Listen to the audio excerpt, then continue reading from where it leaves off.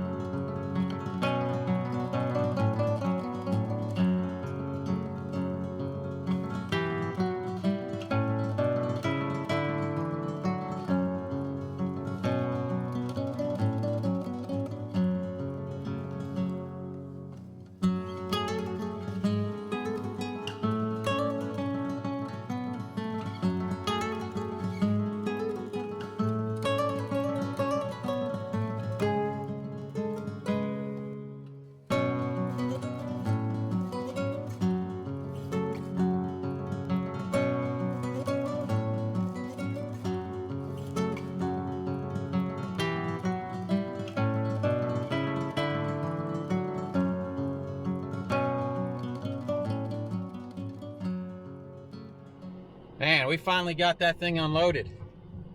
I am happy as can be. Man, if I had $1 for every time we had to unload something like that, I'd have like $3. If you guys remember, we had to unload a piggyback forklift like that probably a year ago.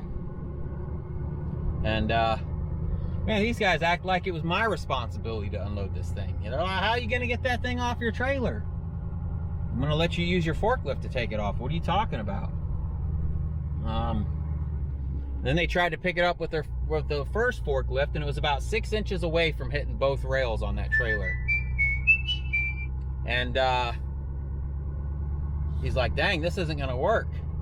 So then they talked about me hooking my winch up to it and maybe slowly pulling it back, and I'll slowly let it out with my winch. That way it doesn't take off and go down the ramps.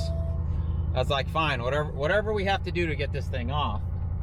And then, so they had me pull up where I was, and then they're like, wait, I don't know why we didn't think about this, but we got this other forklift that can boom in there. I'm like, fantastic, let's get it done. And then they pull it over, and it doesn't stick over as much as the other one does. The whole sliding carriage that allows the forks to go in was still gonna hit the trailer before the forks went under. So then I was like, why don't you guys just take both of the forklifts that you guys have here, lift it up, and I'll pull out from it. So ultimately, that's what we did. We've got an hour and 47 minutes. Is this how I get it back out of here? Hour and 47 minutes to our next pickup. And depending on how many hours I have, it will depend on where we stop for the night. So I'll see you guys at the next pickup. All right, we made it to our pickup. I've got a plan for these things. Let me, she's waiting on me. I got a great idea.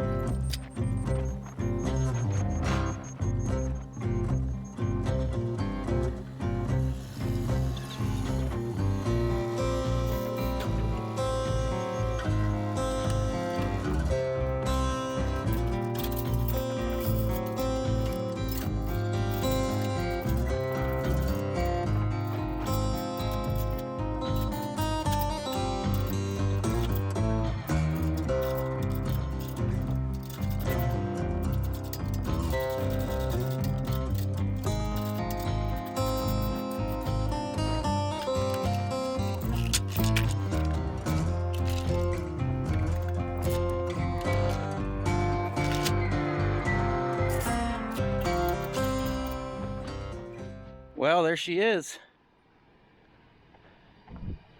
She noticed I was moving my tarps so I could get that last one on and put the ramps up. She's like, no, don't worry about it. I'll just have them forklifted on. Need to make sure all these doors and everything are shut good. So here's my plan. My kids are expecting a good Christmas this year, as they do every year. So I'm going home after this because I'm going to be out of hours. So my plan is I'm going to go home and I'm going to tell them this is our Christmas presents. One's for me, one's for my oldest, one's for my youngest. And then when they get all excited, I'm going to disappoint them like they disappoint me when they don't keep my house clean. So that's the plan. All right, we're strapped up. Let me go around and close all these doors and all these windows, and we'll see you later. Good morning. So yesterday, after we picked up these UTVs, we came home. I made a post on YouTube with 7 minutes left on all of my clocks, and someone asked me where I shut down for my 34, and I jokingly said, you mean where did my ELD break and I had to switch to paper logs? LOL. So yesterday morning, ooh, it's chilly out here. Yesterday morning I jumped in and I switched to on duty to do my pre-trip like I always do. And then I punched in my pre-trip information. And then I took off and drove like I normally do. I didn't pay any attention to it. I went down to Florida to drop the drop that we had. And took myself off duty. I didn't pay attention. And then when I went to go pick these up is when I noticed. I noticed that it had me on duty the whole time down there. And there was a red light flashing on the Keep Trucking. And I was like, what in the world? It's done this before. This isn't the first time. And I restarted the phone. I turned the truck off and turned the truck on. I couldn't get it to restart. Or to connect, I mean. So I went back in and I tried to edit my logs to show that I was on duty, and I couldn't remember when. So all I did was I asked Google how long it took me to get from here to there, and I kind of just started filling out my paper logs.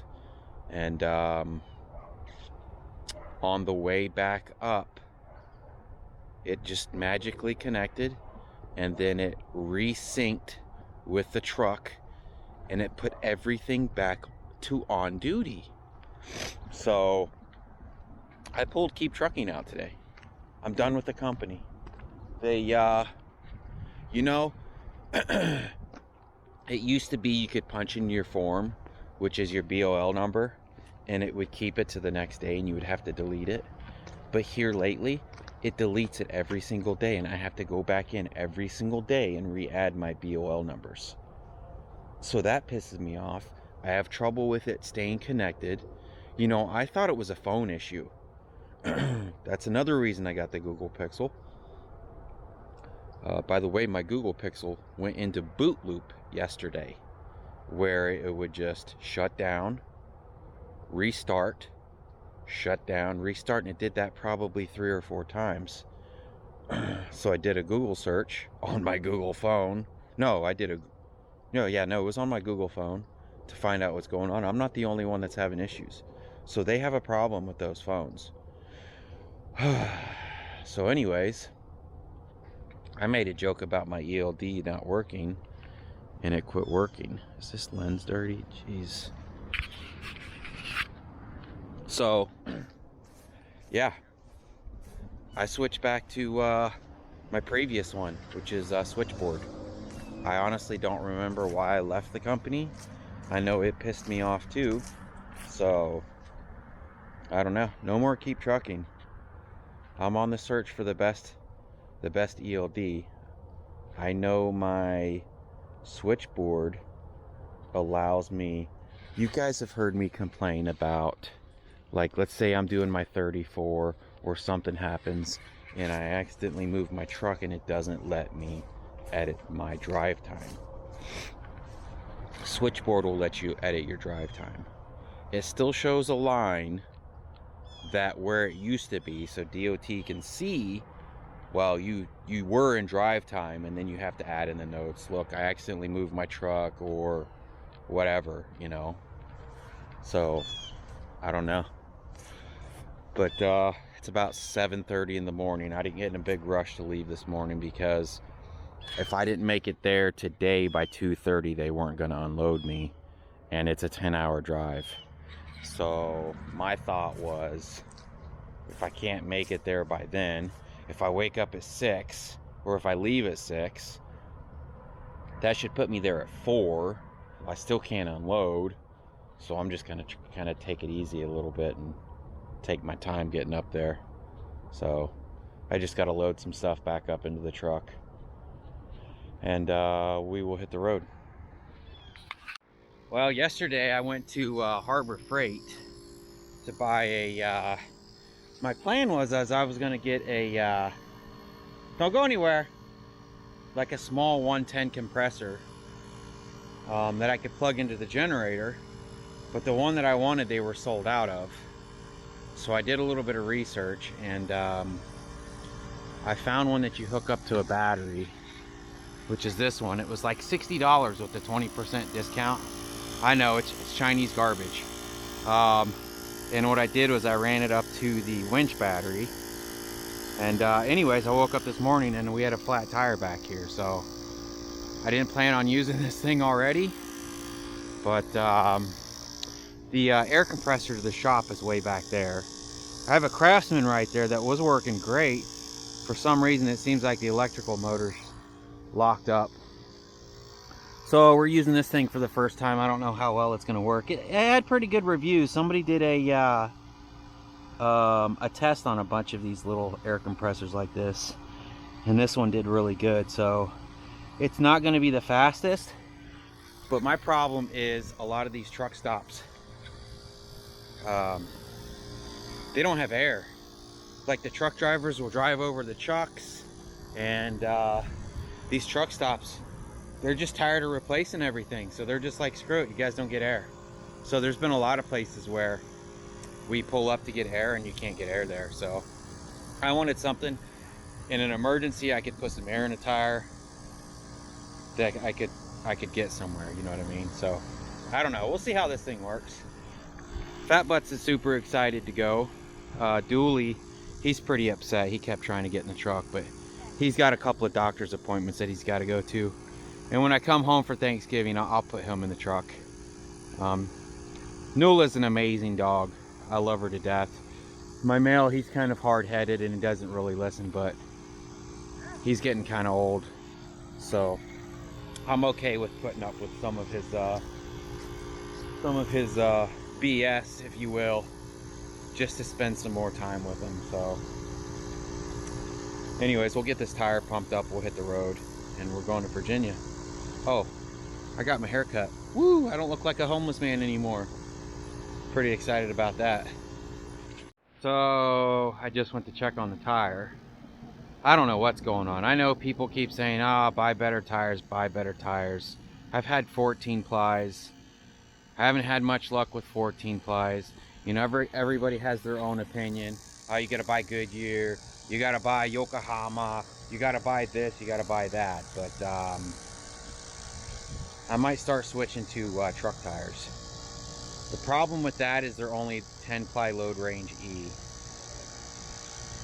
If I could find some like 12 ply truck tires. So this is what we're dealing with right now. Look at this air bubble right here. I don't know if that's showing up. So I'm gonna have to swap this tire and this rim out, because that'll definitely blow. All right, we've officially robbed the Big Tex of every single tire it has. So we have 14 plies all the way around now, except for that one there, and that's a 12 ply. And that's the same type of tire that just did that. I might contact that company, because I have 3 or 4 of those tires right now that are bad. So I have a graveyard of tires up there. I got a guy on my friends list. He uses discount tires, and I talked about this when I was in Utah. Discount tires will price match anybody, plus they give you a warranty on your tires. So I need to check through my email, because I remember emailing them about some tires that this guy told me about, and we'll see if we can get them price match, and we'll just order a bunch of tires from him.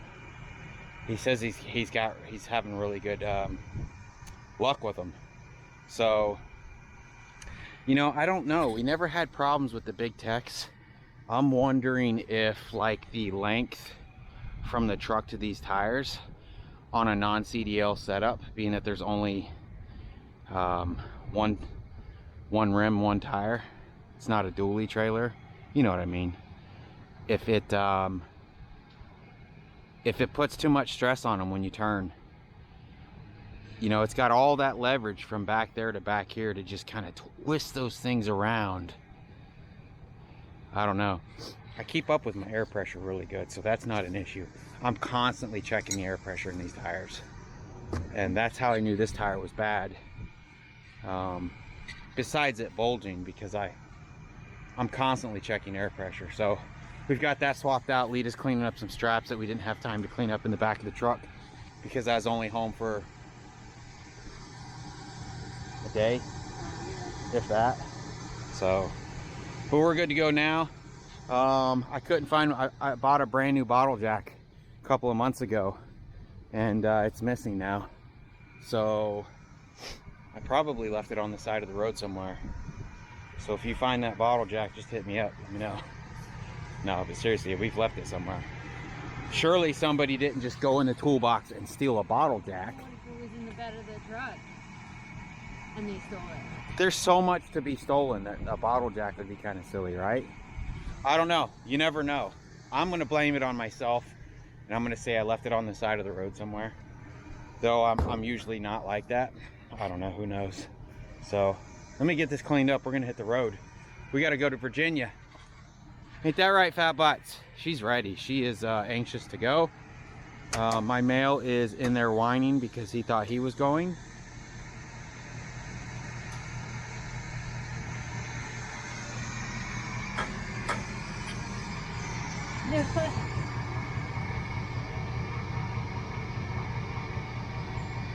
You ready to go, Fat Butts? Let's clean this up. We'll go, okay?